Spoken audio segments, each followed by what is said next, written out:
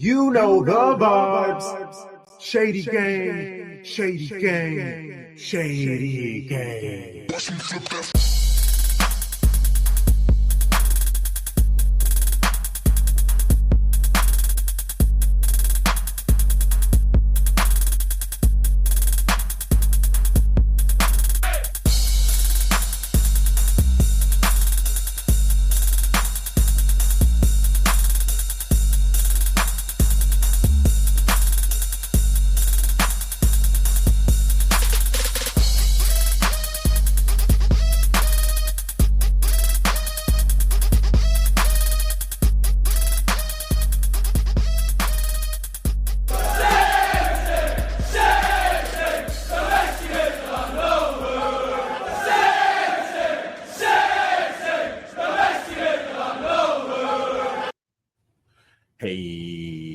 Hey, welcome to season 5, episode 145 of Shades of Blue. This is culturally inappropriate. We are the most comprehensive show about Manchester City, covering both the men's and women's game, spanning both sides of the Mason-Dixon line. We making art over here, capitalized A. I am Crumb Chocolate. I am here with my show bros, Tom Bomb, Sharpie Charlie, Tarek. How's it going, my brothers? What's up? It's going well, man. Back for another episode, and we got 3 points on the weekend, so let's go. Feeling real good. Let's go. Amazing, man. Feeling like I'm at the top. That's how I feel. I'm at the top right now. I ain't been there in a minute, but I'm back, baby. There it is. There it is. Yeah, just feeling great.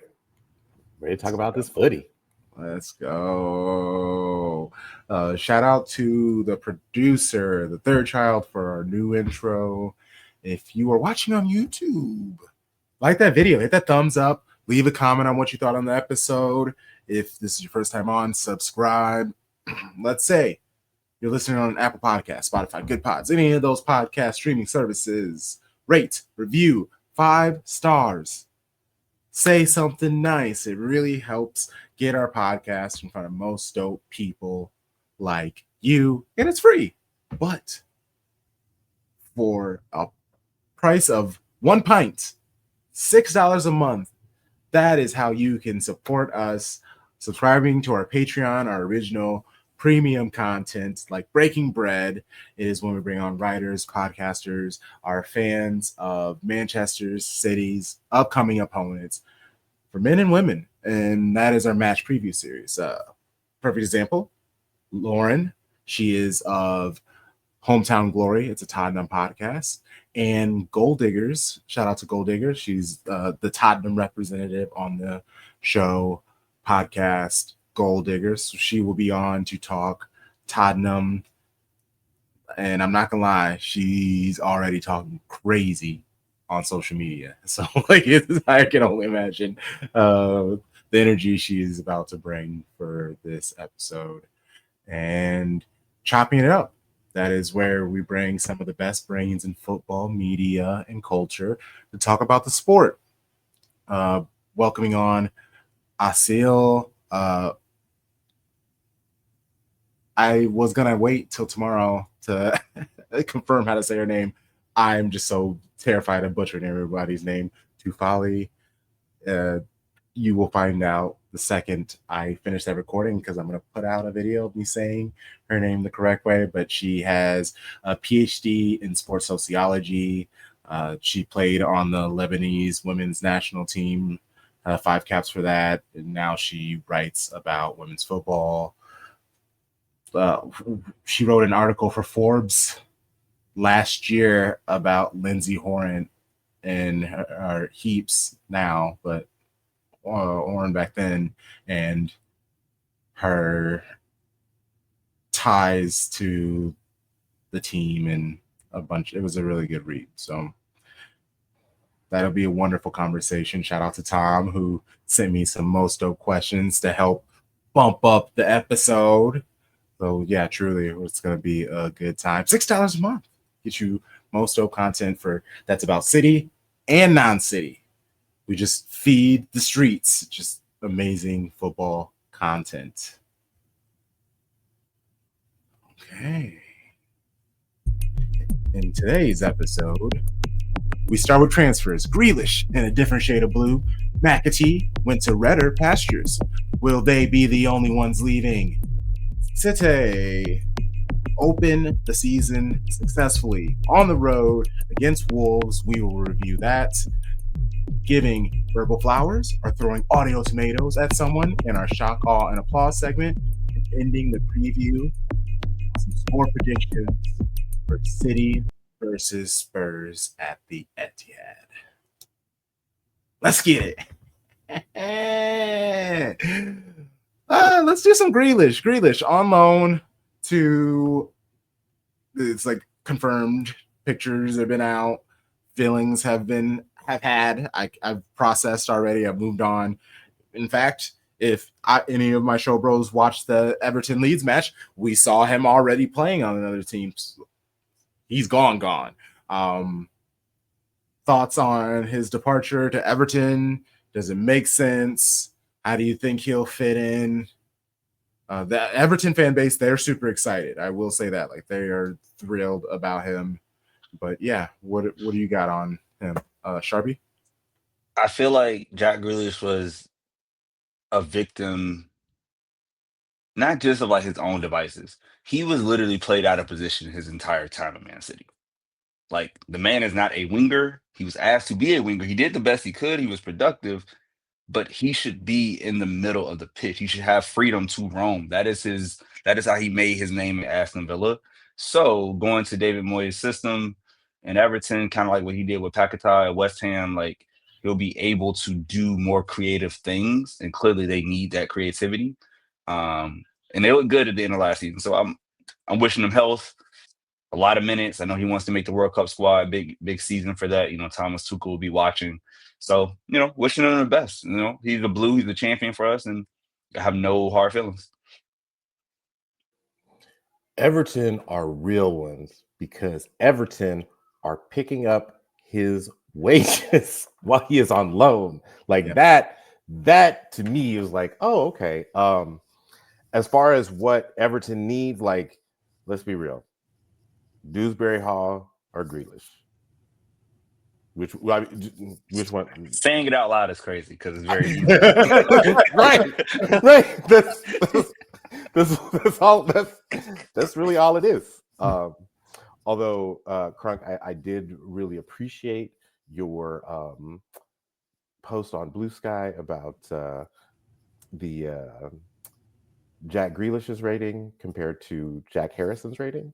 I personally giggled and was like, ooh, those are two players with the same profile. Like, one just seems to be a little bit better, but maybe that's just because he's been with his team longer, but I don't know. But yeah, like, he had to go. Thank you for being here. Appreciate your service to the club. Also, we still haven't talked about the fact that the president has been set, and if you go on loan now, we snatching numbers. As well, we damn should. That made my day. Oh my gosh. Literally talked about it on the episode, and then the next day it was just like, look who's our new 10. It was just like, oh, all right, perfect. Let me post about it. Hugo said, you gone. Ain't no coming back, bro. This is a means to an end. Literally, like, that number is somebody else's who deserves it. I do not know this person. That's funny because we straight treating them like a hip hop. You either you in or you out. We get it back, give it back. You can't keep it, or we're gonna come looking for it. Yeah, man, that's interesting for Jack. I mean, at the end of the day, for me, I think, like Sharpie said it basically, wish him the best, unless he's playing us, because then I wish him the worst. But other than that, man, go do what you do. Hope you have success. Hope you find happiness, because I don't know that he was happy recently.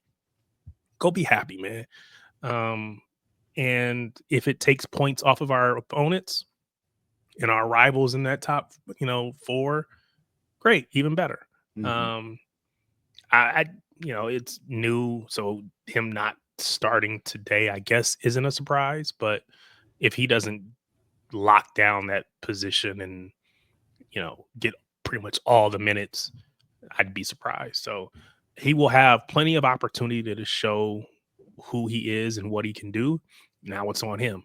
No more, and I don't mean it to be rude, but no more excuses. It's time to show or prove. So yeah. Viana said, "Shout out to State Property. Lay down or stay down." I love this. I love that energy. Oh, okay. Peps. Let's move on to McAtee. Good old Pep. So his honesty about McAtee leaving, his answer is why so many social media accounts are raging. The Unks still on the roster, but once again, young talent leaving to experience success wearing another club's badge. Would love to have Maka with me, but it's the same. We have too many players, and he wanted more minutes, and he believed going other place will have it, and I understand completely. So we would love to take a lot of players at the academy being here for, be patient, to have more time, like Phil had, to play for that. But in that moment, we were playing to win Premier Leagues and trebles and quadruples, and sometimes the space is more difficult. But it's not saying they were not able to do it. It's the same with Maka. Maka have a potential to be with us, yes or yes. But sometimes we want more minutes, and it's fairly enough, and we don't give it, and we want another space. So that is the only reason why. That is the only reason why. Hey, I just had a thought. Oh, I'm sorry. Go for it. No, go for it. Go for it. I was gonna say, I never realized until he just said what Phil Foden had to sit through. Phil Foden was a bench player doing the biggest run, right? When we started the run of after we lost and then started 4 in a row, he was getting on in the Carabao. He was getting on FA Cups. He would be the 75th, 80th minute sub. He literally had to bid his time behind Raheem Sterling, Riyad Mahrez, Bernardo Silva. He had to put in the work. He just had the patience to stay. Because if you think about it, where was Phil 3 years ago, right? He wasn't the Phil we know now. He was on his way up, but he was just getting there. That's McAtee's age at 22. And even Cole Palmer, when Cole wanted to leave, he was younger than Phil. He is younger. He was 20. So, players have a right to make a choice to say that. It's not the system is flawed. We clearly have a bunch of academy people on the side, which we'll talk about when we talk about the match. It's just if I'm ready to go, I'm ready to go. And credit to the club for saying, hey, we won't hold you back. We're going to get your fair value. And now that you have the buyback clause, which we didn't have for the generation before, we really are good, Yeah. Phil Foden, his first year with City, 10 games played. Next year, 26. Next, 38. Then 50. It took 4 seasons.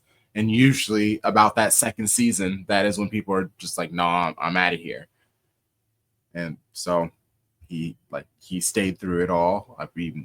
We'll get to it in a moment, but so did Rico. But what I like about Pep is,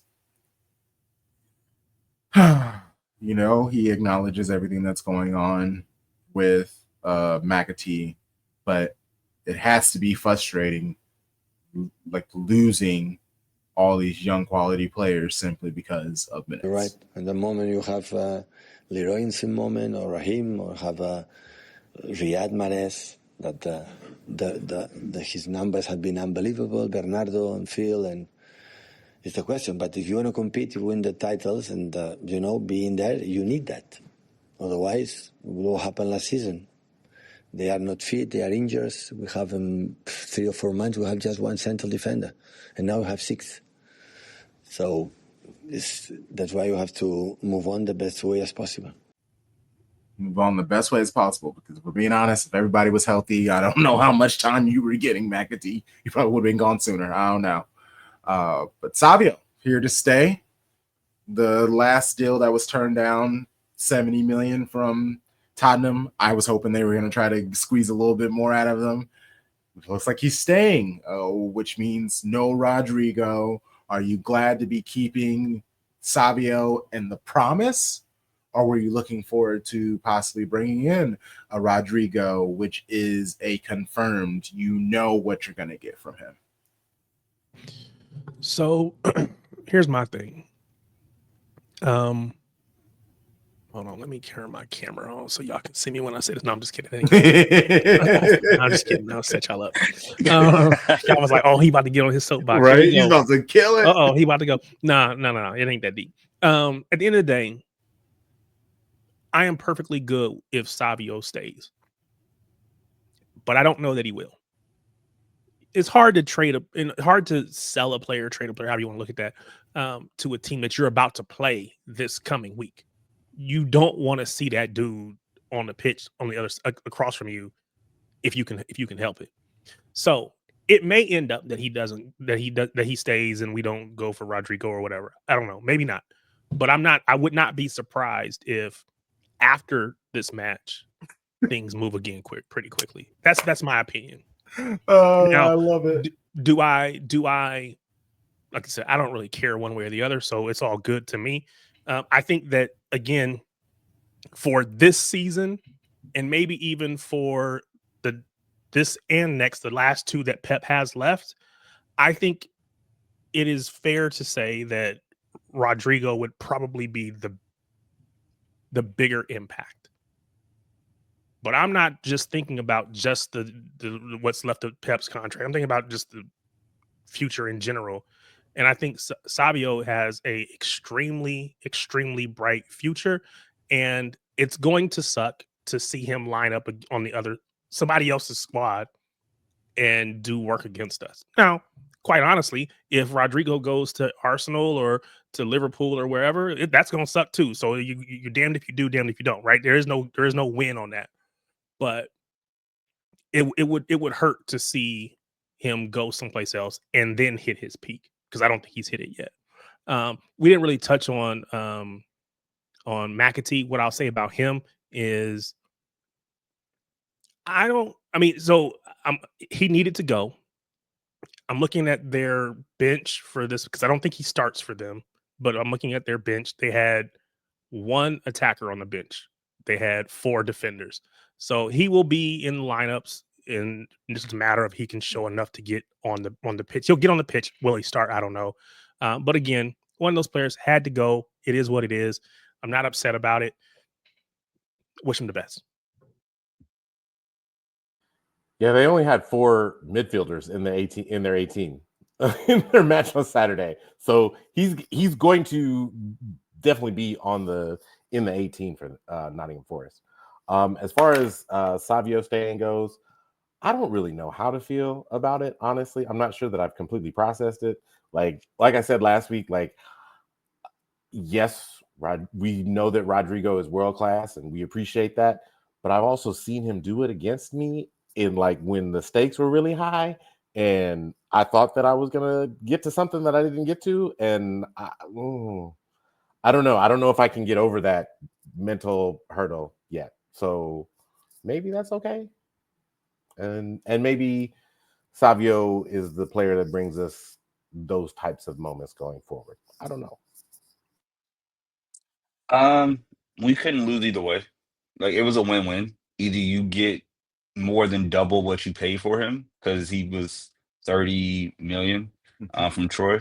So we were raising the number. And my friend who's a Liverpool fan, want to shout out to Mount.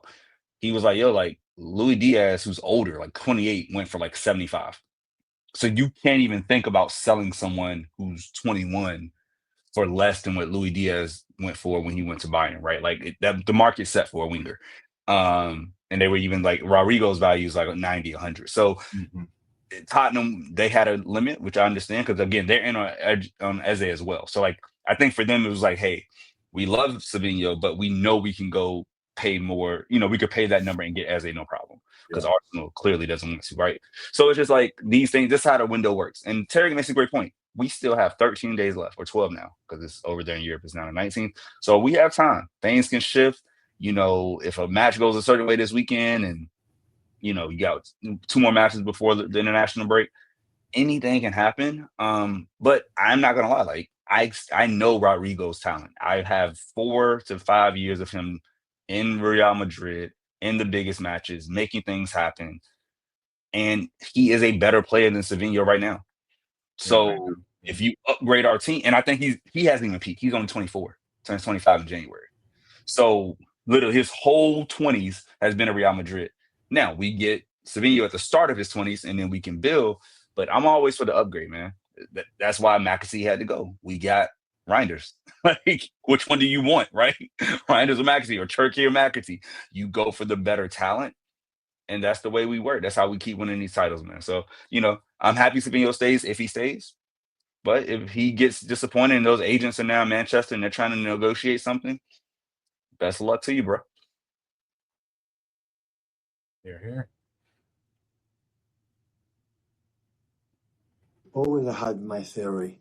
If the player wanna leave, he has to leave. That was Pep when he was asked if Ederson is one of the reported players who wants to leave the club. But this is also Pep on Ederson after the win. Ederson is my player. Is our player. Ederson is a player is a keeper of the 6 Premier Leagues in 7 years. He's the keeper of the Champions League, and he won it, saving in Madrid in the final in the last minutes. And is the player like play during 9 years every single game. So deserve beyond respect. So I'm the manager of the success we had thanks to a few of these players, and Ned is one of them. So today would have played. Problem he had, it was ill. What happened? I don't know. It was rumors 2 years ago. It was in Saudi. Went there, and at the end, have been with us. And always have behaved unbelievably. So, and the club has to have always 2 or 3 good keepers. And we got Stefan Ortega is here in that position, and hopefully we can find a solution. But Stefan gave us the league-saving song in the Spurs away in that moment. So they always played really good. So Ederson tied to Galatasaray with offers around 10 million euros. But City want more. They're asking 25 million for the Brazilian keeper. Ederson has gotten trashed on social media for over a year now. Trafford in the squad. I honestly think if they can just let Ederson go, just let Mans go. I love him. Y'all know how I feel about this keeper. I was silly enough to think 2 years ago he would be his number one, but it was the idea of him starting and having a mistake, especially now that we've seen Trafford do the clean sheeting, have the stops, and make the passes. Having a hometown kid, and then Ederson above it, if he messes up, it's just going to be awful. The social media is going to be the worst. I'm going to have to just stay off of it for like a week. Sorry, go for it. No, I was going to say, you said that we should just let him go, right? And I get that because I'm kind of there too. But you also see Galatasaray go, supposedly, according to Florian Plettenberg, they make a 20 million euro official offer for Diego Costa. Now, maybe they just rate him heads and shoulders above Ederson, maybe. But if you got 20 million for him, you got to come up off more than 10. Yeah, the 10 is insulting to who Ederson is as a player and what he's accomplished. And I think that's even what Pep was saying in his speech. I think it really was a little bit of both, giving Ederson his respect, but also telling Galatasaray, hey, bro, you're going to pay up. Yeah, y'all got to come correct. But see, here's the thing. The difference is when they were born. Diego Costa's 25. So if you can lock down for only $10 million more a goalkeeper that's 7 years younger, was sought after by plenty of clubs, right? But nobody wanted to pay that number yet in the goalkeeper market. I think it makes sense to say, hey, Ederson only has 1 year on his deal. This is, what I'm saying, he has 1 year left after this. So you're saying, hey, we're going to buy a 32-year-old keeper with 1 year left, or we're going to invest now in this 25-year-old who we can lock down for 4 to 5 seasons. I think that's why, they're being smart in Galatasaray. They have the money, but we're going to make either a really good investment or we're going to come up on a steal, which would be Ederson for 10, right? Because we know Ederson is worth 20, but the way the market works in ages, like I can't pay. I'm not going to do that. Like that's bad business. So I hope we keep Ederson because the succession plan is beautiful. Ederson goes out. Yeah. You got a whole group of guys that can go out together. Ederson, Gundo, John Stones, Bernardo. Everybody can leave. That beautiful group can all go out together. And now you have a succession plan with Trafford and all the replacements. So I hope he stays because I mean he's the only person in the world who can do what he does. And so I would love to see that for one more season. Hell yeah. You take that over the reported alternative? Yeah. I mean, I think Trafford is a better version of Donnarumma. Like if you think about his That's age, strong. you know what I'm saying? Like at his age, right? And like what he can project Gotcha. to be. Not like at this very moment. It's kind of like the Savio or Rigo thing, right? So I think like he's the perfect one to like learn from Ederson, train with him, play the cup games. You know, maybe he gets injured. You got to run of games, right? And then you are the number one. Like y'all know I love shirt numbers. Like that one means something. Like they didn't give that to him on like for a joke. Donnarumma is just like insurance. So I hope that we don't have to bring in the Italian. That's an expensive insurance plan. It's For it to never potentially never pay off. It's almost like if you pay that, you have to go with them. Sure. Which is why I'm not opposed to keeping Trafford and Ederson and just letting Ederson phase his way out. For me, if I'm Ederson, that 10 million is I don't even man. I'm just gonna stay here and go on a free at the end of the year because I know Saudi will give me that 10 to me directly. Forget giving it to City. They're gonna give that that's a signing bonus, and that's going in my pocket. And I'm about to make this this tax-free money. Man, come on. If I'm Ederson, I'm not going to Galatasaray. You're gonna have to come with something better than that. Yeah. It is a little disappointing for me. Sorry, I cut somebody off. It's a little disappointing for me that we've gotten to this point. Because if we have, and no one said that we officially have this, but if we have 250 tax, after tax net money, plus whatever it is gross, 300, 400, if we have that money for, and again, maybe it doesn't end up being that, but if we have that money for Donnarumma, then we could have had it for Ederson. He wouldn't have had to be in this mindset, this place, and we would have been much better down the road. Because we would have just been able to keep them. But what's done is done at this point. It is what it is. But it's kind of like, man, why give it to someone that hasn't worked in our club and who doesn't have the profile that we typically have played with when you could have just gave it to the prototype, the one of one as far as keepers playing with your feet? Just a question. Great question. Charlie brought up the point of like Trafford like coming in for Ederson for injuries, and like maybe that is part of the reason why Galatasaray came with such a low number, because this is a goal. Like not only are you investing in this goalkeeper, but you're investing in this goalkeeper who has a history of injuries. Like when was the last time that Ederson started the whole season? Treble year, maybe. Yeah, that's got to be it. Yeah. I think it was last two he's been that last game or two, right? Yeah, last two he's been injured, like, and Ortega had to come in. So yeah, no, that's a fair point. So I hope, like, again, hope Ederson stays. Like, he has done nothing to me that is worth him leaving. Like, for what he does, his position, it's not like the way where we were like, oh, KDB doesn't have the legs anymore, right? You saw his legs were gone for a Premier League intense run. Like you could see that. Ederson's kicking has not gotten worse, guys. He just had 7 assists last season. Like, like he set the record. So we're trying to go over top of a press or whatever. When we had injuries in the back line and stuff, like he helped us win games and can still do that. And if Trafford is pushing him way more than Ortega did, I think like now you got somebody who's younger and hungrier, and it's like the prodigal son who's come back to the club. Like it's a whole different level when Trafford's right there with you versus Ortega. Like you're the number one over Ortega, but with Trafford, like, are they about to replace me? I'm riding the bench for the rest of the season if I don't get my life together. Like, it's a whole different type of urgency, and I think that's where this club is the best, when we have true competition at every position. Like Haaland is the only person on that pitch, and Rodri when he's healthy. They're the only two that are like clearly the best player at their position. Everybody else, you got to earn it. And I think like that's what keeps us hungry and keeps people, fighting for trophies. And Ederson had 4 assists last year, but that was his 7th in his Man City career, which is also a Premier League record for goalkeepers. That's what it was. Thank you, sir. Yes, sir. Yes, sir. Okay, let's keep it moving to this Bamba that also popped up 2 hours before we started recording. Akanji is possibly in talks with Galatasaray as well. Supposedly, they want our whole squad. Supposedly, I don't put no.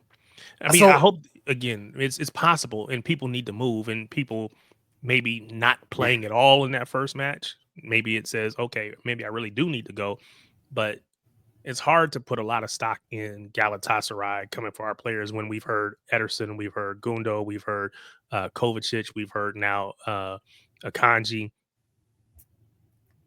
Well, I heard Ake, and it's Ake versus Akanji, one of those two. So I mean, there's like 5 players that they've been linked to, and we've seen nothing. I don't feel know. like it's probably Viana just being like, look, bro, okay, what about this person? You do you need a center back? Like, do you need a midfield? Like, it wouldn't surprise me if he's also being like, okay, if you don't want to pay this much money for this player, what will you pay for this player? And that's kind of how the conversation goes. They You spent also a lot got of money. homegrown. You got homegrown Kota. Like, Yeah, Ake is homegrown. Like he's safe. We need him to stay. Like, and especially now that John Stones is healthy and like Akanji's the one that's expendable. Like you have for sure. Bardiol, Stones, Diaz, Ake, and Kusanov. You don't need 6 center backs. So it's like if you can get some, again, his contract's over in 27, so he's over next after the season, next season. So it's like if he can get off 15, think about how the steal we got for him. Right, we got him for 17. We got him for nothing.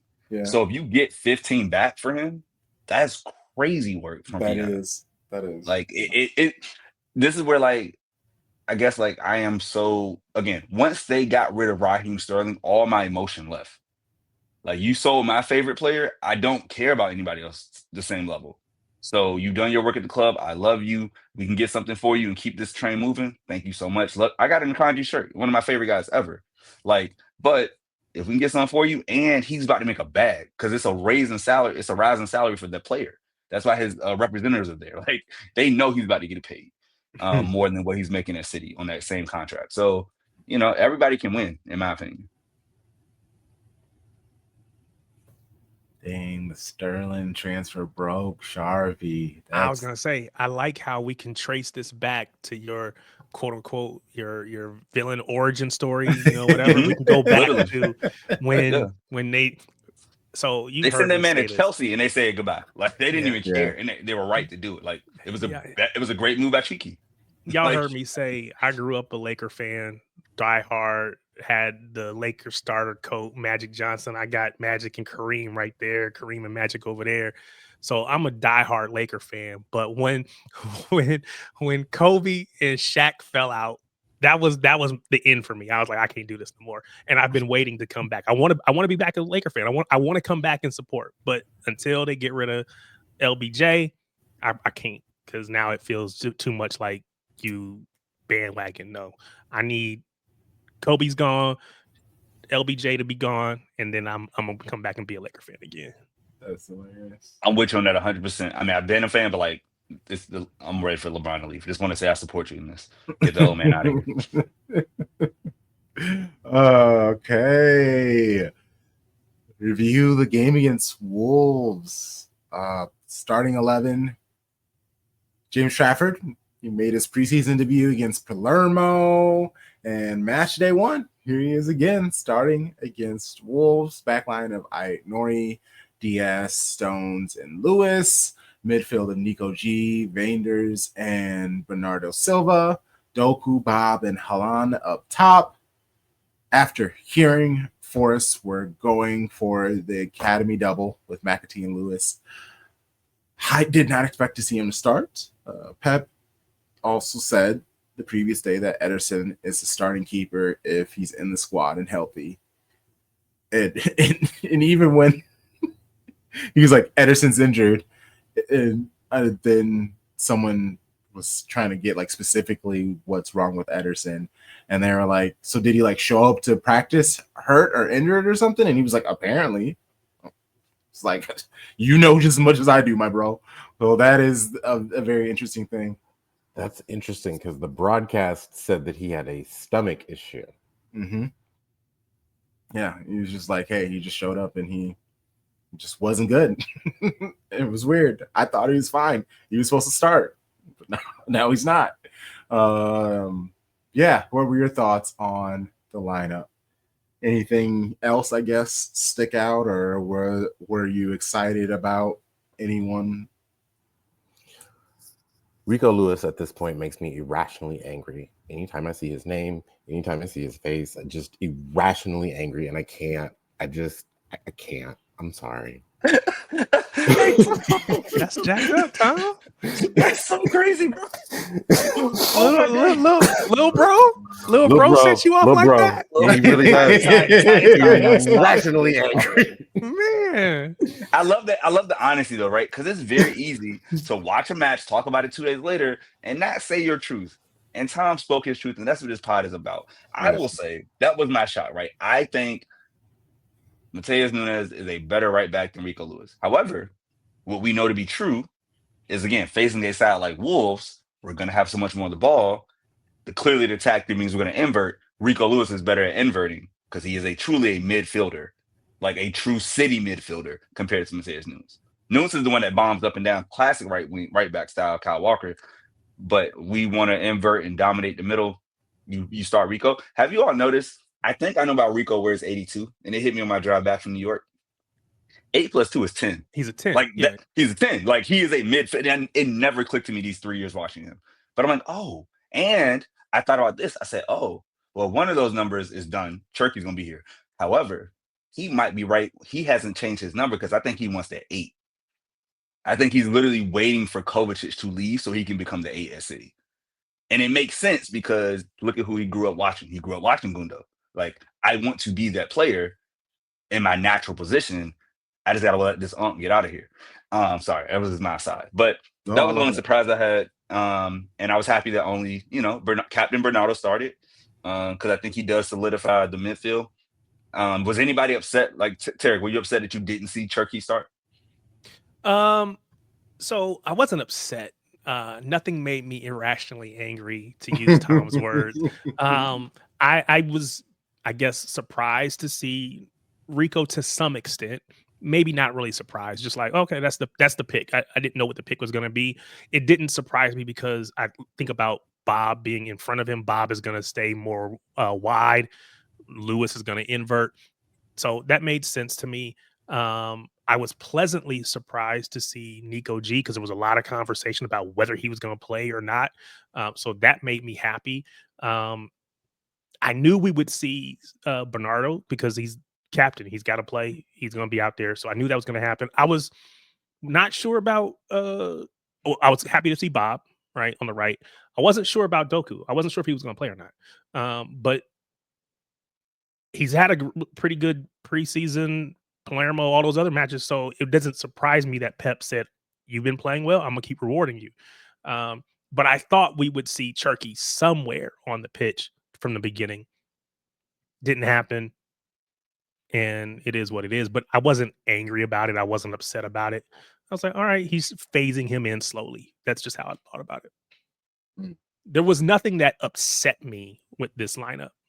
Yeah, surprised me, yes, but not upset me. Because even Stones was surprising. But when you know that he's healthy, it's not surprising because when he's healthy, dude is the best center back in the world almost at times. So that doesn't surprise me. It's more surprising that he's healthy enough to start. That's the surprise.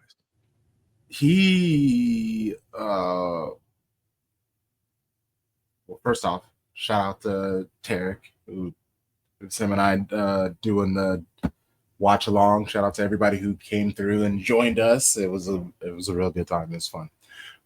But the John Stones, holy crap! I miss that man. He looked healthier than honestly a while. Like He looked like a just normal footballer that I was actually shocked at the things that he was doing. I was just like, oh.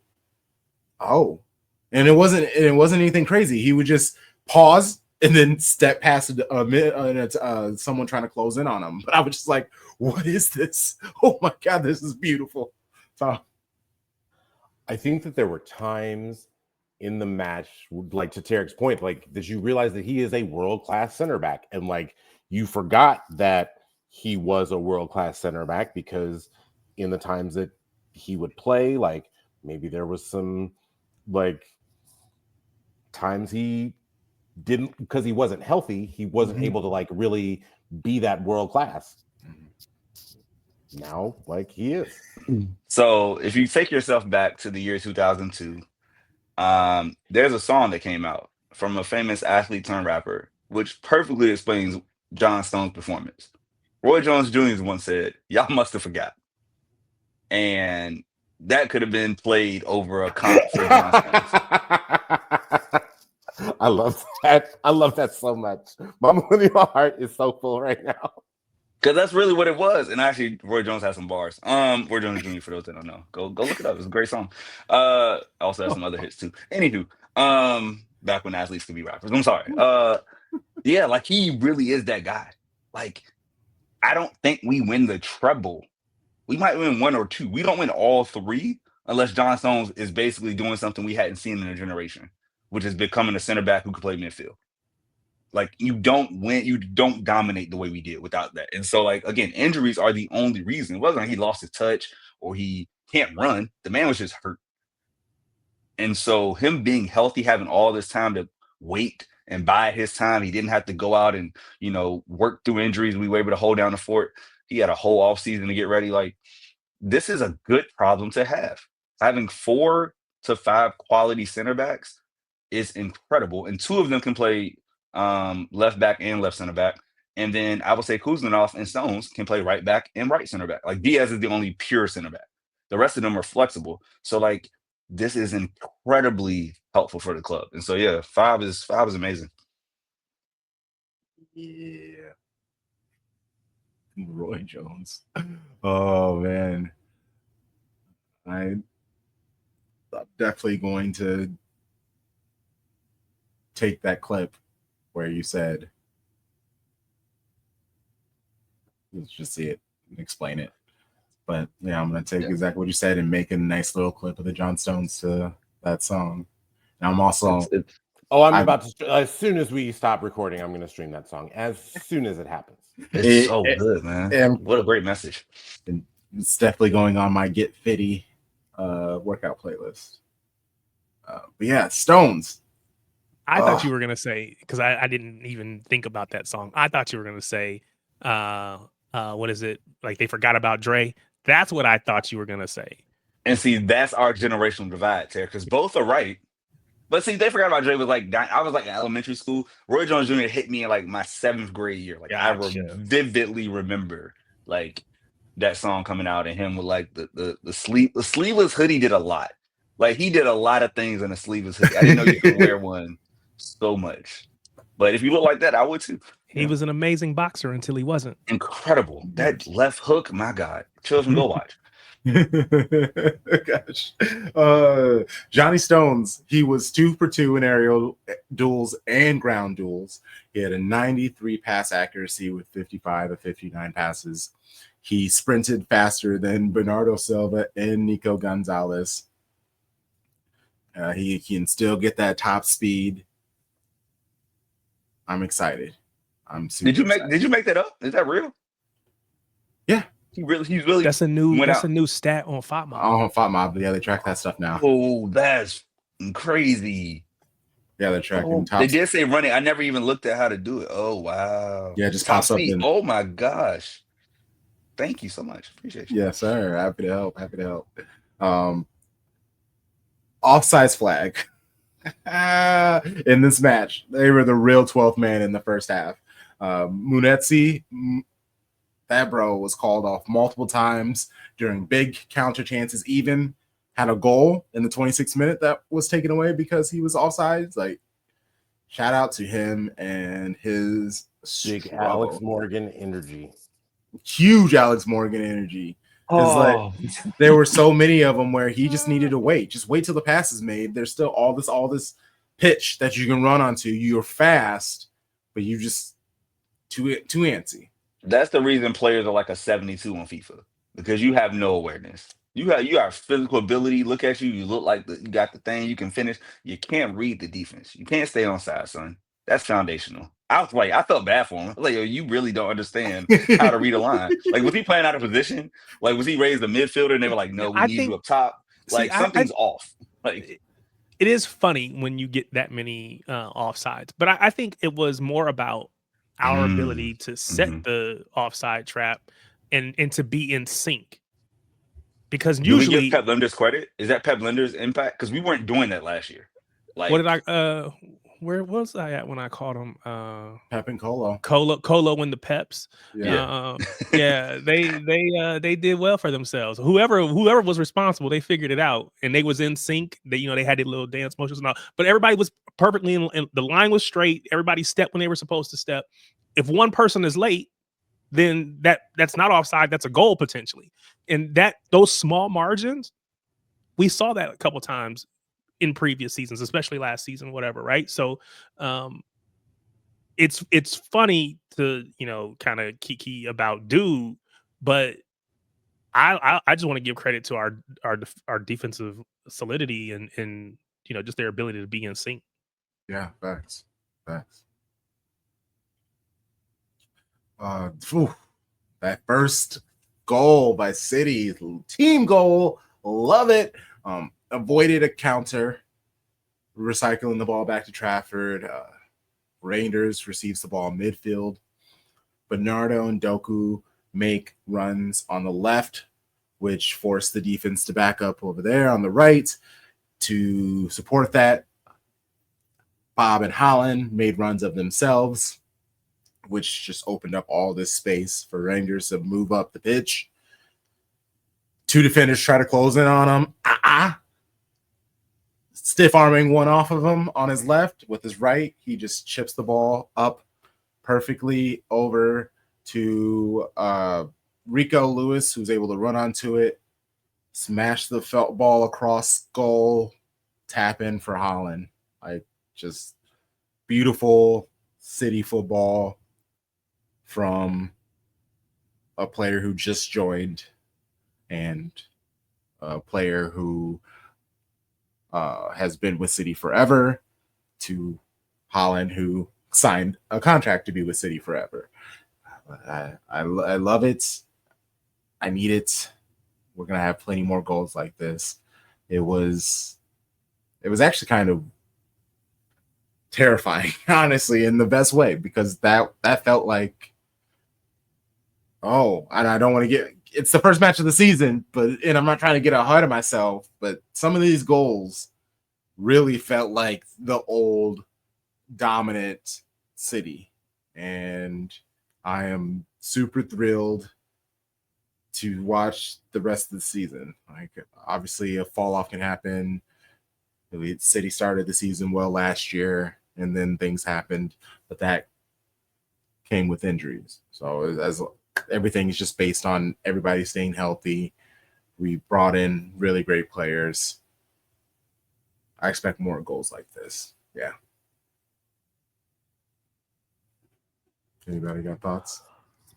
Go ahead, Tom. So it wasn't, Charlie, it wasn't until you said that Rico is a 10, like, that it hit me that the run that he makes on that pass is a run of a 10. Like, that's not an outside back's run. So maybe I'm less mad at Rico now. And I was like less mad when he, made the run and like knocked the ball over the 6 to Holland. But I think, yeah, he's like truly a midfielder, and that was a great midfield play. And like, me, I love a key pass, and that key pass from Reinders was just.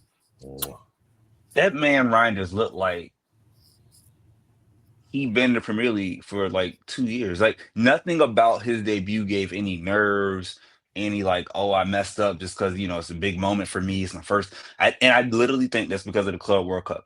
So I think on our first show back this month, we asked like, "Hey, was the Club World Cup a win, or was it a failure, or was it a success?"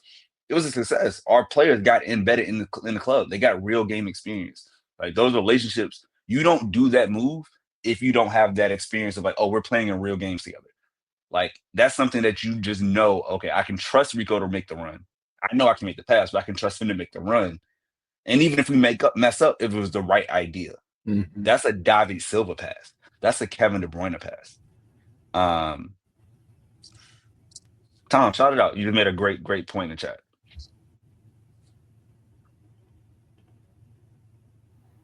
Oh, I did. Yeah. No, I can't. It's not confirmed yet. Okay. Oh. Okay. Sorry. Gotcha. He's being breaking That was news. Big J journalist. Huh? ITK Okay, sorry. Oh, wow. That was funny. He was like, That's crazy though. That's I was like, wait, that's crazy. okay. Yes. Okay. So, but yeah, Reinders is incredible, man. And like, we don't get that goal last year. I love when Holland, who's so often called a tap-in merchant but doesn't get tap in, actually gets a tap in because it's like, I know. oh, look at that. That's so fun. Like, it's so easy. And he needed that. Like, once he got on the score sheet, you could see, like, okay, I'm good now. And I felt like once that first goal went in, it was just a matter of how many we were going to score. Like, I didn't think that the game was in question after that. Hell yeah. That's funny. That's hilarious. Okay. Holland actually, he scored the first goal last year and the last goal of the season last year, and now he scored the first goal of this year. So we'll see if he scores the last of this season as well. I've given Holland a little bit of stick recently. Have you? Only because like when him and Doku, right? Doku's on the left, Holland's playing down the middle, and he always goes back post. Yeah. Always. And Doku's ball always goes either near post or to the 6, which means he's never connecting with Holland. And it's been frustrating for me because I'm just like, why don't you make your run near post? Instead of going back post, go near post. But again, this is a back post run by Holland. The ball comes all the way across from what's his name? Rico. And we get the goal. So I can't be mad if you're making back post runs when that ball comes there. It's just been frustrating because him and Doku don't seem to have the chemistry that I was hoping for them to have. So got to get, I give him a little stick, so I got to give him credit where credit is due. Oh yeah, it's I love the growth in Holland and in you. I mean, you're the. I was gonna say you like the growth, but I can admit that I was wrong. It don't. I'm kind of like Charles Barkley. I may be wrong, but I doubt it. Not wrong, just early or late. There you go. Y'all just gotta catch up. Oh, Oscar Bob, on the ball, absolute treasure. That guy, his ability to just kind of play with timing and the defender's balance. It's like the most efficient flare dribbling because he embarrasses. Because it'll just be like he'll dribble some and he'll just move it just the slightest bit right. So when a guy lunges in, he can just kind of like dribble past him. It all seems so just effortless, and I love it. But what Bob really excelled at, tracking back, helping to quell a counter, are in the case of City's second goal. Oscar Bob pounced on a bad pass from Doherty, attempting to play out from the back. He ran up the pitch. He had Holland on his right, Reinders on his left. He went left to Reinders, who one time shot, just smashed that ball low across the keeper. Stood no chance. Just outside his reach. Oh my goodness. Oh my goodness. That was this club. I'm super happy. And we'll get to it, but to have then the players that we have in as subs, the players that are injured to not even play. Again, it's the first match of the season, but it's just like, we're back, baby. People are sleeping. Like people, I think that first half woke them up, and we'll get to the second half. But like you see those two plays, and you think, wait, again, the guy who just got to the Premier League has now done the things that we literally saw Kevin De Bruyne do. Like he did KDB things. He is not KDB. Nobody will ever be. But that pass, that run, that one-time left-footed finish, aka his weak foot, weak. Like the way he shaped his body to like lean and just hit it in one motion. He knew that's the only way he could get it off. He couldn't take a touch. If he stops it to get it on his right, the defender can catch up, block it. He's like, I got to go on my left, and he wanted it. He called for it, and like it's just that type of like poise. And I know it was Wolves. You can always say the opponent, yes, but you still got to make the goal. And boy, that he is one, man. He's that guy. Like I've seen enough. Like I don't know how you take him off the team sheet. Like he is going to be an 8 if he's healthy, and that's a great thing to know. Like we got an 8, we got a 6 when Roger's healthy, we got another 8 in Bernardo. Okay, that's a great midfield, and we can cook anybody in the world. Sir. Yes, sir. Oh my gosh. Oh my gosh. Okay. Well, second half ended. That's 2 up at halftime on the road. Despite Wolves' many close chances, just really focusing on what City did, I was incredibly happy with what I saw. Rico instantly had me like, what nerves that had grown from last season were melted away by the end of that first. And now when I see his name again, I'll be a little tentative depending on how physical that midfield is, how pacey those wingers are. But he held his own. It also does help when attack is the best defense. Like if a team tries to catch us, and they almost caught us a couple of times, they just weren't efficient, offsides, or just too sloppy with the passes. Maybe a team that is less sloppy on the ball might make us like eat our words, but also being able to have the Shirkies, the Vanders, these players who now all over the pitch. It's not just Doku and Holland making that run. It's everybody's making these runs, these forward runs, forcing the defense to retreat instead of close down on our old players who they know want to instantly kick the ball back. Yeah, so I'm making a lot off of just one half. I admittedly is there anybody here who maybe was on the opposite end? Not that the team was bad, but there's only so much I can read on this game. Well, you talked about the half, so I want to like. I think like I was excited and I wanted to see could we run it up. Like there's a big difference between 2-0 and 4-0, right? So it's like, okay, now that we are up and comfortable, do we have the killer instinct? Or is the tactic, not the players, but the tactic from Pep, like, let's just conserve this 2-0 lead. So I was at halftime like curious to see what it was gonna look like, in those first 15 minutes. I think that the first 45 minutes of the match made me realize like, oh, Wolves isn't good. Like I think that was like my biggest overall takeaway was like, yeah, we should be up 2-0. And to Charlie's point, I was like, okay, are we actually going to be like for real like running this game? Like are we going to see, like, we saw classic City goals, are we now going to see a classic City performance? Manchester robbed Wolverhampton, bro. Like they took their 2 best players, like one red and one blue, and that's the way it works. It's so sad. And actually, we took 2 because we took Nunez, and like in the last 3 years, we've taken 2 of their 3 best players. Shout out to the Wolves. So rude. Thank you, Wolves. Appreciate you being our farm league. Which is kind of crazy. And I'll leave it there. But you're always buying from a club that isn't as big as you or isn't as whatever. But at the same hand, if you keep pulling players that are quote unquote mid-table, do you become mid-table? So I don't know, but obviously, so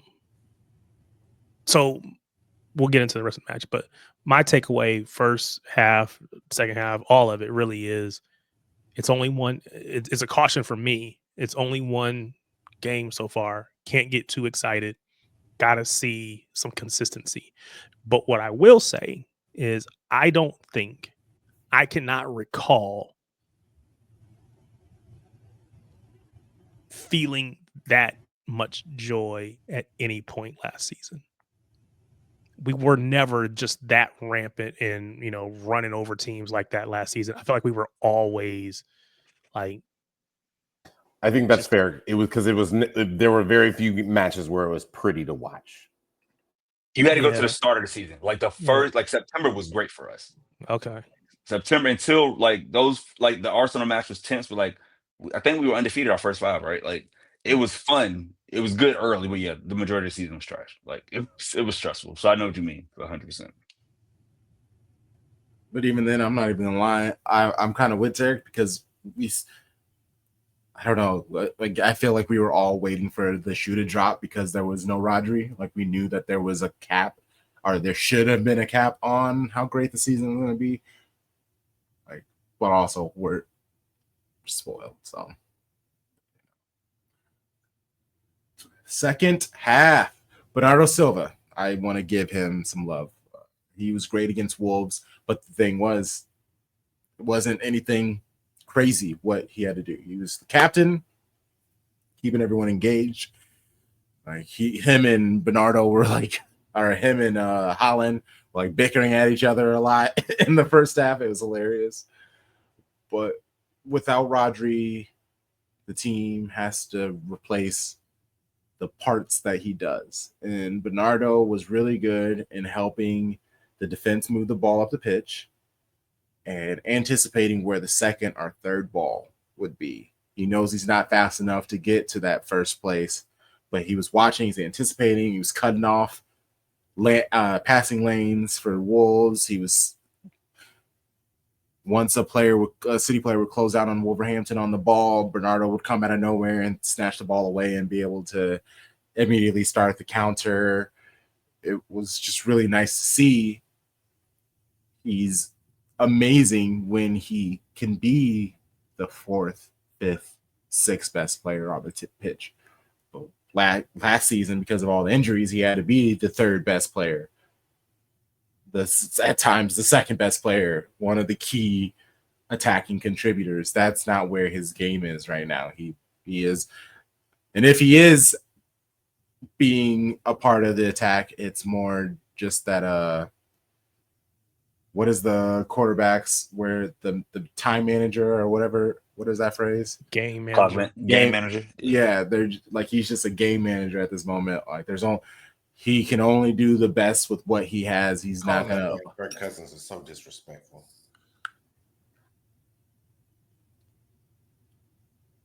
I mean, Charlie, are you a Commanders fan? No, Broncos fan. That's right. Yeah. I mean, I like, now that I teach here and like I want them to do well, but like, yeah. So, and they got a black quarterback, so I guess you could say they're my NFC team. That's fair. Because I still think of Kirk Cousins kind of being there, him and that other dude. RG3. Yeah. To your Bernardo point, I think it's just like, it's almost like a Rico thing, right? When he's played in his best position, doing like executing tactics that that heighten, that show off his best qualities, he's great. When you put him in a position where he can't do what he did in the treble season, which is as a right winger last year, it looks like, oh, you're out of position and therefore you look bad. And so I think like Bob being healthy now allows him to do what he does. Like, oh, we have a real midfield, we can add Rico to it and know we're going to dominate the ball because John Stones is there right beside him. Like, everybody being fit. And I think Pep finally admitted it. He was like, our biggest problem was that we weren't fit. And like, nobody wanted to say it in the moment because you don't want injuries to be an excuse. But that's just the reality. Like, we were so unhealthy last year. We couldn't get in the flow until literally the very end. And then what do? 10 games undefeated to end the season. So it's just like, when you put people in the right spots, yeah, they're still great at what they do. Like, that man can control the ball and do whatever he wants in the midfield, and read the game that way. It was beautiful to watch. Credit to the captain. Yeah, especially paired with Nico Gonzalez. Yeah, they were great together. I think Pep was super smart to only have to use him for 65 minutes. I think that's the Bernardo Silva is a 65-minute player, like maybe 70 in some, especially at this age, and it's just because he gives his all. He gives his all. Right, because like so the fact that Pep was able to like take him out after 65 minutes, like perfect, chef's kiss. Like Tom, please get out of my head, bro. Like I literally was thinking that as he was talking, I was like, when we get to the subs, I'm gonna make a point about how Bernardo, he got out. Pep biggest win was like he took out Bernardo in 66. But Tom was like, nah, I got you, bro. I'm gonna say it first. Like that is incredible. This is when like this telekinesis is crazy. Because it happens like every other episode. It's wild. So when Pep decided to make the substitution, you knew a sub was coming on. Who did you think was coming on? Because I did not think it was going to be Nico O'Reilly. I was actually slightly disappointed it was Nico O'Reilly, to be honest with you. I was hoping it was going to be Cherky. Yeah, he was. What were y'all thoughts in a moment? I thought Cherky would have made sense. Like it would have worked for me. I wouldn't have been upset at it. But I was happy. Like I didn't like, for example, looking at who came off of the 66, Rico Lewis, Silva, and Doku. And if you say the names, then it's like, oh, that's got to be Marmoush. It's got to be Nunez. And then you would think that the midfielder would be Cherky. However, that's what I was expecting. Yeah, but I like the fact that like he put him in to be at his natural position. Right? That's a huge win for Nico. Like he didn't take him out for, I already know. It's like, go be in the midfield and do what you do. We know you can do it. Like that was a really cool thing. And it's almost like Pep has like so much to do now to play with. He's like, you know what? Oh yeah, Cherky, go out there. Go run later. You good. Like let's have some fun out there. Like it's really cool when you have so much talent. And that used to be our favorite part of the lineup sheets when we did like the live streams and stuff or the pre-match shows is like, look at our bench. Like the bench is world class. Everybody's on a World Cup roster.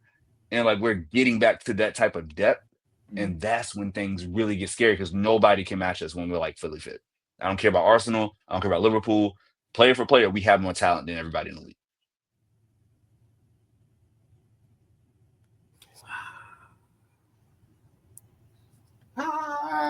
Let's go.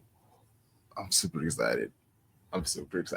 I was, again, I'm way too gassed up off for first game, but oh God, Trafford, the freaking Holland goal.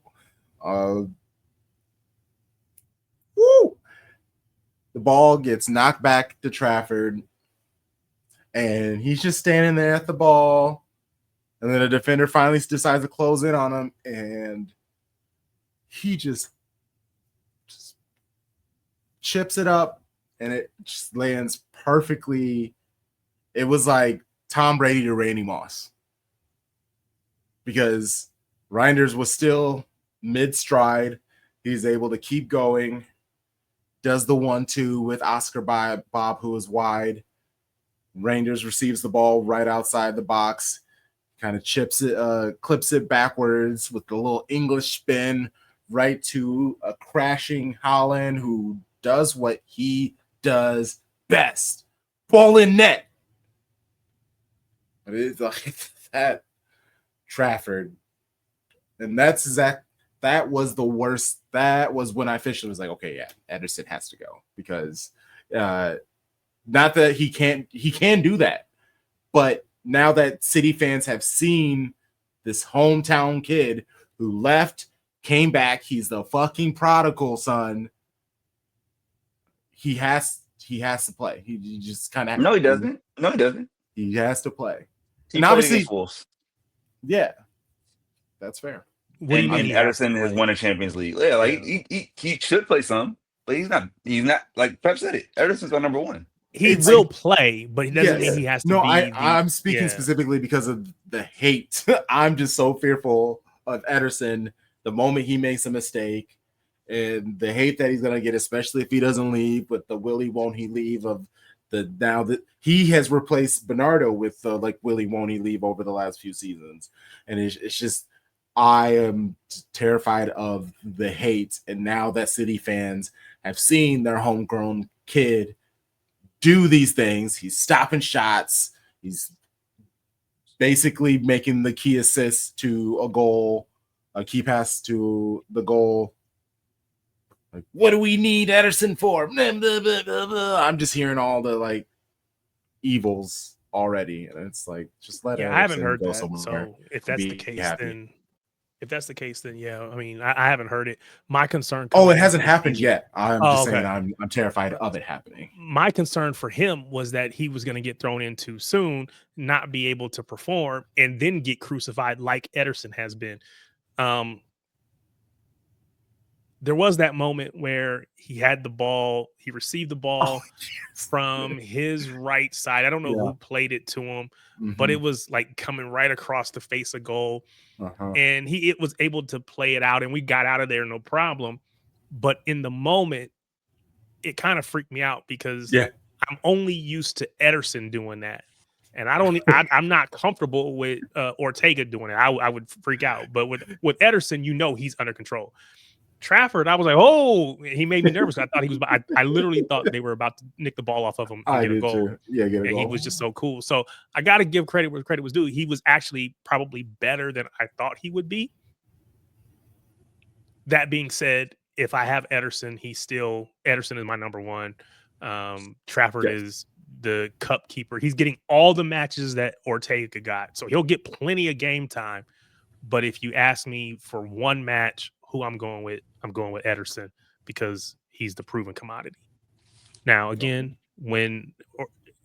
over the course of this season, maybe that transitions and they kind of swap places, which I'd be fine with because, again, we're preparing him for taking that role next season. But that's just my opinion. That's fair. Okay. Let's see. Fred. Turkey goal? Before that, Strand Larson going mental on Rico Lewis. Did you see that? It all started because because it happened right after the goal, and Wolves were trying to move the ball quickly to the goal, to the center, and Rico just kicked the ball, just like booted it away. And apparently all of Wolves got mad. Strand Larson got in his face, put his finger in his face. Rico rightfully smacking the hand at it. Get your hand out of my face. I don't know you, bro. Get your hand out of my face. Been in the league for 2 seasons. Get out of here. Also, if you know how he's raised, his dad, world champion, Muay Thai, has taught him and his sister. Bro can handle some business if he needs to. Even when he was one of the 3 subbed in the 66th minute, Bellegarde sprinted over to him and like pushed him off the pitch. Like they were in a mood over Rico Lewis. And if that is the fire, intensity, the arcicity that Rico is going to bring to every match this season. What was that word, Pep? Oh, what was that word, Crunk? Arcicity. He's an arse. I'm making it up. He's an arse. The arcicity. Oh, okay. It's like acidity. Okay. I see what you did there. I'm just levels like, wow, that's your level of creativity never ceases. I was just trying to understand because I was like, wow, I don't even know what he's talking about. I'm lost. I was using the English version of arse, being an arsehole. Arcicity. I love like Crunk's eye because here's the thing. I totally forgot about that moment. Like I remember as he's discussing it. I'm just ready to talk about Turkey's goal. But no, Crunk, because I literally think it's the wrestling fan in you. Like that is the heel, like villain, like that's Crunk. And I love that. Like when I tell people about this show, I'm like, y'all, like everybody has a different thing, different personality, different players we love, different ways we see the game. And it's beautiful. Like I thank you, Crunk, for bringing that up because I totally forgot. And thank you for the kind words. But hey, Shirky's goal in the 81st minute. It came when the match really needed it, if we're being honest. It was kind of starting to drag. The subs, they struggled to maintain possession. In the first half, Manchester City had 68% of the possession. In the second half, Wolves had 51% of possession. Back to Shirky's goal. Nico G set up Shirky, for a hospital pass. And if you watch the goal, the build up, once Gonzalez made the pass, he saw the Wolves player coming and he kind of like throws his hands up like, oh no. Sharky, calm and collect. A little back heel to O'Reilly, who I don't think was entirely ready for the pass, but he managed to keep the ball around him long enough for Sharky to take the ball off of him. Couple dribbles, smash that ball low and across. Jose Sa, just like Vanders. Apparently, that's Sa's weakness is getting low to the ground to get those across. Because he's so tall. Yeah. I get that. Yeah. It was Big man false love. That's the same goal he did in Atlanta. Like that was the Club World Cup goal. Like when he came on late and like he hit the same low cross, and it doesn't look like it's moving that fast, but clearly it is. Yeah, right. And he's another one of these players that's supposed to be his weak foot. Like he is a left-footed player, but he hits that right across, and I think keepers are looking at him and expecting him to get on his left foot, and he's like, "No, watch this." And so, just like the skill level of these players that have been brought in, it hasn't like it's amazing. Like I think like yes, it's Wolves. They're going to be in a relegation fight this year, or probably like bottom 5 teams. Cool, but you still got to produce. And if you don't score the goal, the match looks different. Now we're talking about it, Crunk, where it's like, oh, we only won 3-0. Last 25 minutes looked a certain way. Now, I'm not going to lie to you. I'm thinking like, do we have what it takes for another 100-goal season? It's been a while. Like, we haven't had that tenacity, that verve, that like we are going to get, we're going to go at you and get 2 to 3 goals every single match because you got to average like now 2.5 the rest of the Premier League season. And of course, you don't need 100 goals to win a title. But that just shows your offensive dominance. But I think we have the depth of players to do it. Like we have talent at every single position that could be aggressive and like, especially running up on bad teams. Like 5-0, 6-0 wouldn't surprise me this year, the way it was when we first started the show. And it was like, oh yeah, like we can go pick our number against Burnley. Like, and I want that.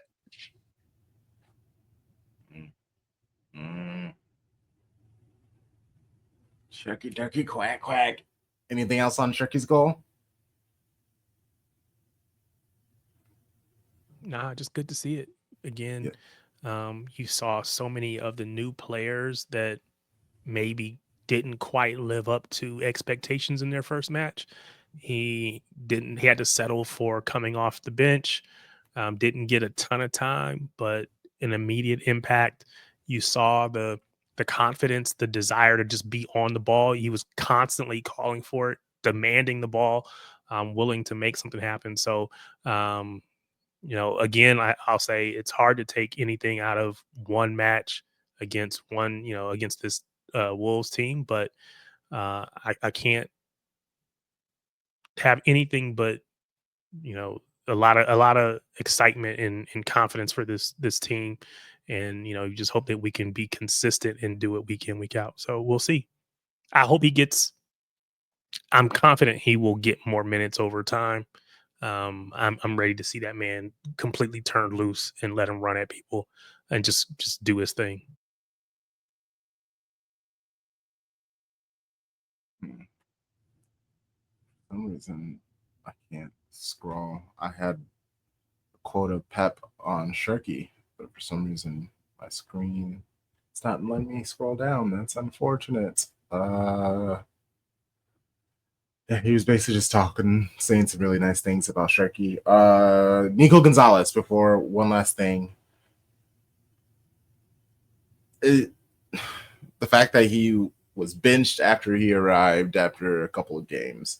ITKs tried to sit him away in the summer, but he completed the most dribbles. He completed the most passes. He covered the most distance in the game. He was fouled the most, and he won the most duels. He was Rodri for a game. That's a Rodri performance. Like 8.2 rating on FOTMob, and truly nothing stood out. And I mean that in the nicest way. He just was where he needed to be. He did what he needed to do. He held the ball when the ball needed to be held. It was great. Yeah. Let's finish the episode previewing Tottenham Hotspur. Tottenham Hotspur. Once again, shout out to Lauren. She's going to be our Tottenham representative. Going to chat with her on Patreon. Manchester City welcome Tottenham Hotspur to Etihad and what will be a true test for Thomas Frank and his new look Spurs, he being included in that new look. They almost beat PSG in the UEFA Super Cup. Did you hear the quote from Thomas Frank after the match where he said, Dog. the surgery was successful, but the patient died. No, you can't.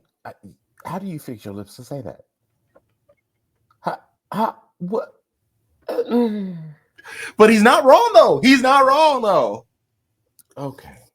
No, he's literally wrong. I didn't hear if the you have quote. Complications from a surgery, it wasn't successful. That's a death. Thank you. Like, if you die, I don't care. We took the liver out and put the new liver in, but he died. No, it's not successful, bro. It's just not. No, so I didn't even hear the quote. I don't know the context, but it crashed out.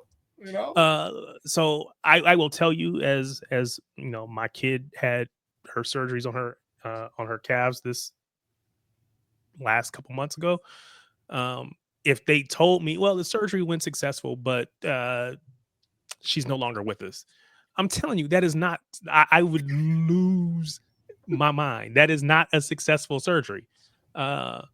If they said to me, hey, it was successful surgery, but we nicked one of those nerves, and so now she doesn't have feeling in her legs. That's not a successful surgery. It's just not. Why am I even going on about this? This is ridiculous. Hey, now we got Tarek irrationally angry. Not even irrationally angry because it wasn't angry. It was I heard myself talking about it, and I said, "Wait a minute, why are you even entertaining this? This is ridiculous." That's Crunk's trap, bro. He's so good at trapping us, and I refuse. Like, yeah, I caught myself, and I was like, "Oh no, hold on, pause. We're not doing this." Let's talk about the match. How did Spurs look against Burnley, Crunk? Let's talk about that. Okay, Spurs.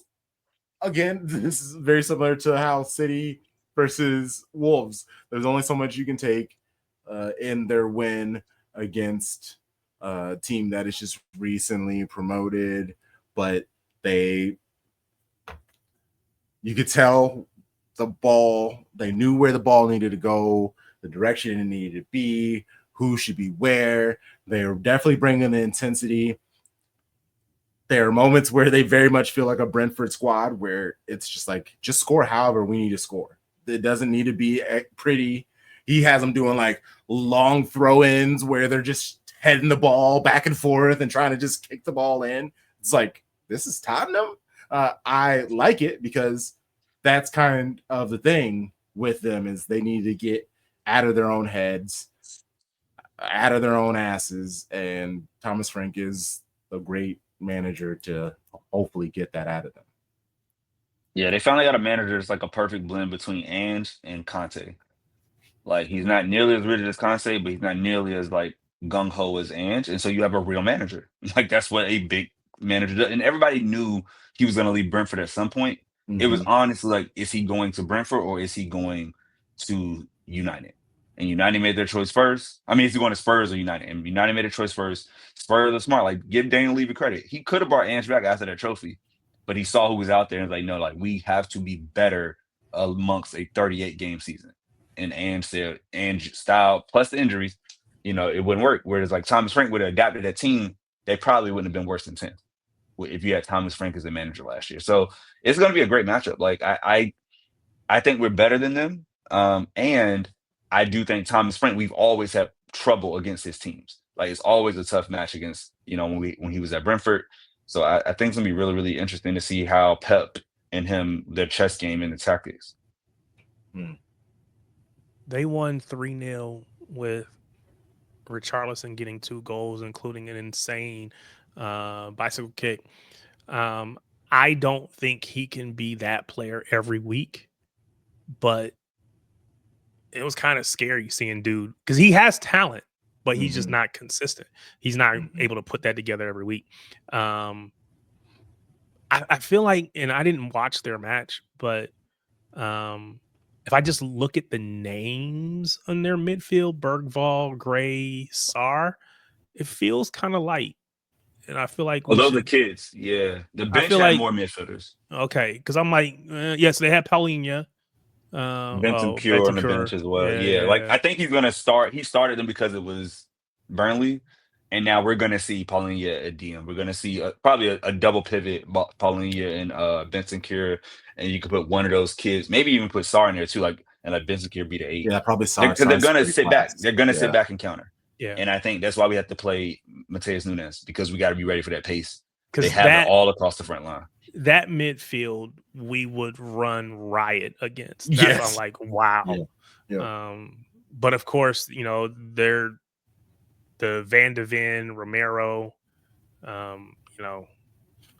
We'll see. Again, I think I have kind of a mental block in my head when it comes to Tottenham because we've seen us irrationally lose against teams that we shouldn't. And so, but I think we, I don't know if we got into giving our predictions yet, but I think we handle our business. I think this is going to be a really wonky match and probably a terrible match to watch because I think that there's probably like only 2 goals in this match. I think that we score them both, but I don't think that they're pretty. I think that the early kickoff time is probably going to hurt Yes. both teams, and I think that that's why like it's going to be a kind of a wonky match. But I do see us getting all 3 points. Does the Kudus Ait-Nouri matchup frighten anybody? With the caveat that if you look at the numbers, he defended really well, and we've always said that we always said that that's his weakness. He's more of an attacker. He's not a really good defender. That's what people have said before he came, right? We didn't see that the first match, but Kudus is different gravy, right? So are we concerned about that? I think I am a little bit. I'm concerned if Yashko Vardiol is not available in there. That's what it is. That is what, like, if as long as I know that Yashko is going to be there, like to give him cover, I think I'm good. But if he's not, and we have Diaz over there, so who's the center back? So would you go with Ake then? No, because like you need Vardiol to be. Well, no, I'm saying if Vardiol's not healthy, let's take him off the table. Would you go with Ake over Diaz? No. I think what you do though is you just change the tactics, right? Like you say, hey, instead of flooding the midfield instead of inverting Ait-Nouri and him being out of position, you let the midfield take care of that. Like he needs to sit back. And I think this is a classic, like we play forward the back to avoid the counter. Charlie, like, get out of my head, man. Get out of my head. It's simple. Like, don't bomb up the the fullbacks. Let them sit back. We can win a match with the back 4. Our front 6 can score on Tottenham. They are not great defenders at all. So you don't get out of position and get sucked into Thomas Frank's trap like Crunk did us, right? You let our team do what we do, and now there is no opportunity to counter. We only give up goals when we give up the possession or we give up, we overload. And I think like there was a pass map on Squawka that showed the difference in like the Wolves match from last year to this year. Everybody was squeezed up, we're trying to go around a low block. Whereas like now, like we're trying to move quicker.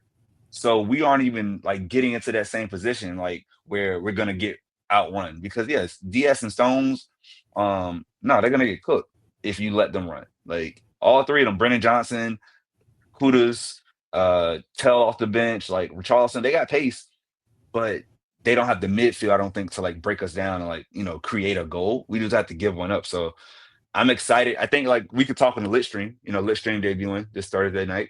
The injury report by then is going to be critical. That is what they call a tease. Yeah, come through Thursday night, bring your favorite spice. I thought it was a good quote. I thought it was a good quote. That I thought it was fun. Have a little fun conversation about it. Okay, yeah. Let's finish up with score predictions. Tom, you hinted at it, 2 goals in the game. City will score both. 2 us. Yeah. Tarek, what you got? I will go. It's home. Yeah, I'll go. See, I'm questioning. See, I'm scarred by our defense from last season. Do we keep a clean sheet?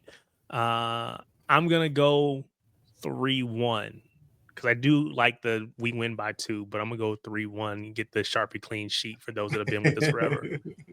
So I was going to Sharps clean sheet, but you know what? We're a better team this year. Oh, I'm going 3-0. Oh, I think come looking at their on. team, and the reason I'm saying 3-0 is this. We are going to have back. I think those players that weren't playing were not playing because Spurs was the second week, and Pep knew we didn't need them to beat Wolves. So you're going to bring back his options to the club. Vardiol, you're going to bring back Phil. You're going to bring back who was the third they didn't play? Roger. Well, Roger may not be on the bench, but I don't think he's gonna start. But like, I think we bring everybody out, and it's just like, yeah, like we are going to make a statement. This is the statement that is going to say, oh, everybody who had Liverpool and Arsenal winning the league, you might want to reconsider that because City is deep and healthy. So I got a 3-0. I don't think it's like a 3-0 blowout. We're like 3 in the first half, but I think it's 2-0 most of the match. We cap it off with a pretty goal. Eddie had erupts, and we lay down a marker. Like Wolves is the warm up. This is that was the appetizer. This is the steak. Like you won't see what City's about this year and how like why Pep has never lost 2 seasons in a row as a manager, which is actually ridiculous. But yeah, it won't. This is the one. And Who you got, Crunk? What you got? I would do like Tarek did with Tom Baum's guess. I like the 3-goal cushion, but I'm going to take the Sharpie clean sheet. So 4-1. Wow, we really have all turned around on this show. Who are we now? I don't know. This is so crazy. I feel like y'all feel like me. This is a whole new year, y'all. I can't wait till we get to one of these. Man, the first chunk of games are actually pretty intense. Well, but I am looking forward to when we play some of these softer teams. The 6 prediction will be happening, and it will be earnest because I do think that there's possibility of being able to score. Yes, Leeds. Yes, because Leeds they're going to play. They're gonna try. They're gonna try to score, which will then give us chances to score. Sunderland clearly wants to play. I'm ready to smack these young boys. Like West Ham is trash. I want 5s across the board. I told you my goal now is I want 100 goals. Like I just want 100 goals. Now we got to hit a shotgun applause. You got to do it. Well, for some reason I can't scroll and hit the button, or else I would. Right? Woohoo! Shock off and applause. I'm so upset with you all. I am so upset. Oh my god! Hey, when life gives you lemons, don't try to be oranges, okay? Woohoo! Hey, shout out to the assistant producer. Love it. Yeah, I mean, we gonna laugh at West Ham? We gonna laugh at United? What are we going? Who's going where? Can we laugh at Chelsea? Ooh, that's a good one. Because all that talk, club world champions, y'all come out and lay a stinker against Crystal Palace. Can't even score a goal. Y'all supposed to be challenging for a title.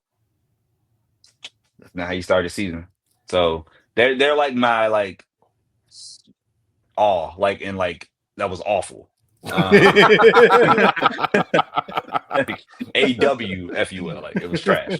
So yeah, Maresca ball is back. I hate that we have to have this conversation because it really does happen like every 6 calendar months. But and I hate that he had to quote unquote overcome this, but I mean the young man in fact did. And with Antoine Semenyo scoring a brace at Anfield after being racially abused by a gentleman in a wheelchair, and I'm going to do my best to not be ableist.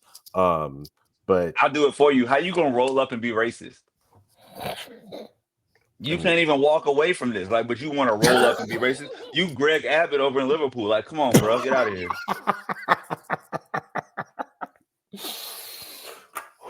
This time you got real things that you gotta cover in this sports where I ain't gotta say nothing on this podcast. That is so utterly ridiculous. He rolled down the ramp. They have literally made this whole thing accessible for you. And what do? Choose to be racist? Take away his whole life. Like, don't let him come anywhere near that stadium again. Have they? Have there any? He got arrested. Oh, he did get arrested. Good. Mm-hmm. Okay. Yeah, because I mean, it I ain't heard like he was gonna run somewhere- away. He won't gonna run away. Can't do that. I heard that he isn't allowed within like 2 miles of any Premier League stadium at this point, or a mile of any. He's like can't go to any of them anymore. So, and then evidently he's been going for a long time. Sometimes you just get too comfortable, and you think that people won't say anything to you, or there's no repercussions because you've gotten away with stuff because people have felt sorry for you, whether they should or they shouldn't. And so you become emboldened and you feel like there's no again, no repercussions for my actions. I can just do whatever I want to. What are they going to do? Well, now you know. They did, Yeah, and knowing is half the battle. So, yeah, I do want to go on the other side of that though. I want to give applause though, because that moment at the end of the match when Salah's out there and you just see him like release clearly all the emotion, like being back there, first game, the comeback victory, basically Chiesa doing what Jota did all the time for them, right? Like the way, and he finished that last goal and did the celebration that Jota did, and the way they were singing, all like that's the real emotion. And like I didn't hate Liverpool that day. Of course, I wanted them to lose. Like, why not? But like what they all had to go through as supporters, I couldn't imagine going through that as a supporter. Like anybody on City has a similar situation. Like that's gonna mar everything we're doing, right? So for them to like him to let it out, and he's clearly the best player and one of the best players in Premier League history, and just like he was a friend of Jota, brother. That moment of him standing there, letting it get out, and like I think it's great to see men cry. I think that is such a powerful image for all those boys watching around the world. That like you can be sad and still perform and be amazing, but like that sadness is real and grief does not stop. And I just love that moment for Salah. Like, that was really beautiful. And those Liverpool supporters, condolences still to the Jota family. Like the tragedy doesn't just go away because football has started. It's probably actually just beginning now. The grief. Well said. Sure, well said. the Mark Vivian Fohe, that situation was before my time, so I don't know that. I came in and quickly understood that, hey, this has happened. This is why we retired this jersey. No one will ever wear it.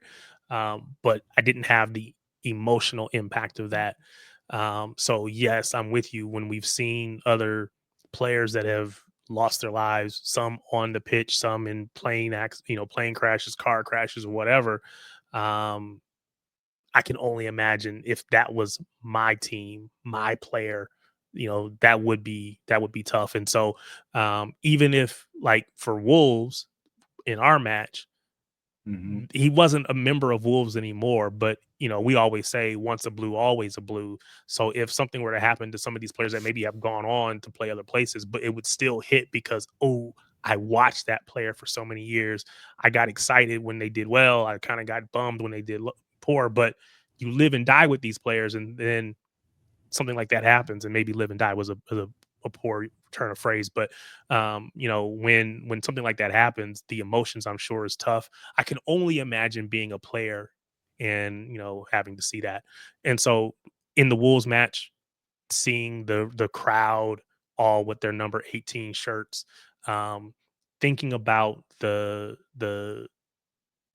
Nunez's of the world, the Diaz's of the world, the Bernardos of the world.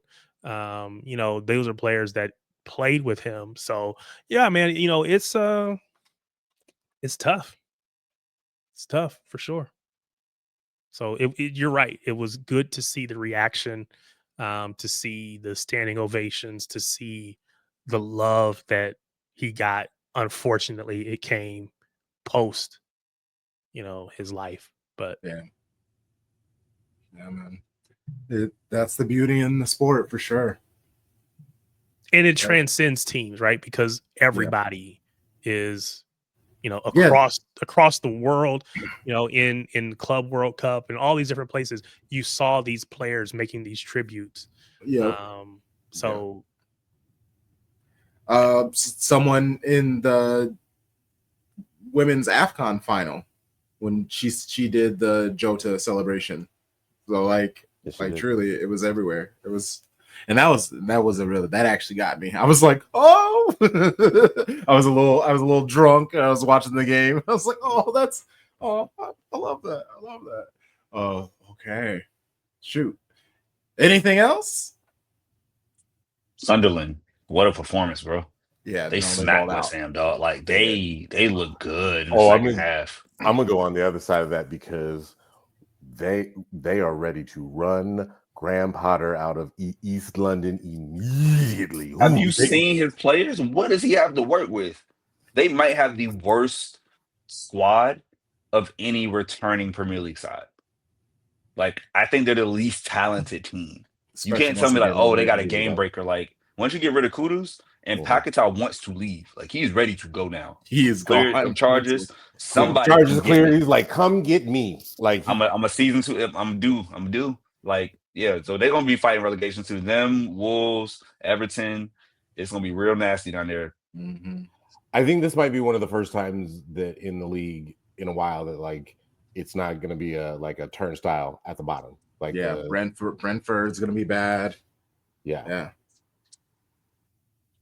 Like if Crystal Palace to get rid of Eze and Gahey, like they're gonna be bad. Like it's gonna be interesting. Fulham, I don't think has brought in a single player from, But they haven't last lost year. anybody either. Yeah, so they're literally just like running it back and like let's go for top 8. Like, hey, they're gonna be really good too. Great first weekend, y'all. Yeah, it was. It really was, and just so happy football is back. Okay, show bros. Great job today. Fantastic job. Tom Baum, we'll start with you. Let people know where they can find you and the things that you do. Shout out to Shea Butter FC as I am wearing their kit by Oliver York. Magnifique. You can find me on their podcast feed at the current moment. You can find me at CPKC Stadium. Just being very hot and figuring out what all goes into a wet bulb globe thermometer. And how you read the temperature. And on all socials, you can find me at TomBomb816. Go ahead, Terry. You can find me out anywhere somebody's talking city on YouTube. I'm there. And if you look for me on social media at Tarek Peterson, that's it. You can find me any of those places. Hey, credit to Terry, like really holding it down on YouTube, man. Like that's amazing, bro. Like you're a real one. Being those chats. You can find me on social at Sharpie Charlie. In anything Shades of Blue related, I'm not far behind. So go ahead and follow us at Shades of Blue and W, at Shades of Blue and W. We are on TikTok, Blue Sky, that one app, Instagram. Just type at Shades of Blue and W and we'll pop right up for you. Until next time, you know the vibes. Shady gang, shady gang, shady gang.